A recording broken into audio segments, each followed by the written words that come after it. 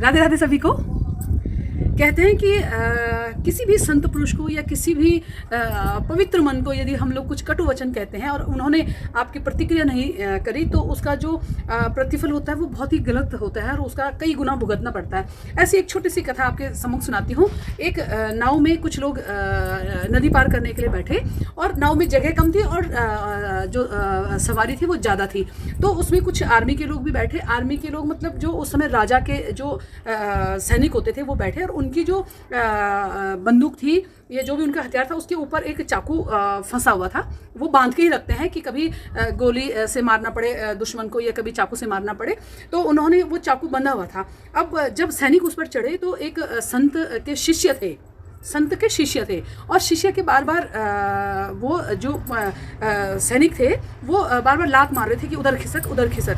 संत के जो शिष्य थे वो बिल्कुल चुप रहे, शांत रहे। उन्होंने कोई प्रतिक्रिया उस सैनिक को नहीं दी। जब बोट किनारे लगी, जब नाव किनारे लगी तो सब उतरे और सैनिक का पैर फिसला रेत में। जैसे बालू होती है नदी के किनारे, बालू में जैसे ही पैर धंसा तो उसके हाथ में जो बंदूक थी उसके ऊपर जो चाकू लगा था उसके यहाँ लग गया और वो वहीं जा कर के उनकी मृत्यु हो गई। तो जो संत थे उन्होंने अपने शिष्य को खूब गुस्सा करा कि अगर तुम प्रतिक्रिया कर देते तो आज ये सैनिक की मृत्यु ना होती। तुमने चुपचाप सब कुछ सहा, उन्होंने तुम्हें नाव में लात मारी, घूसे मारे, 2-4 बार पैर मारा, लेकिन तुम अगर उसकी प्रतिक्रिया तुरंत दे देते तो आज इस व्यक्ति की जान बच जाती। इसीलिए कहते हैं कि कभी भी किसी संत का, किसी पवित्र मन का, किसी भी ऐसे व्यक्ति का मन हम इतना दुखी ना करें कि उसका चुप रहना हमारे लिए सजा बन जाए। राधे राधे सभी को।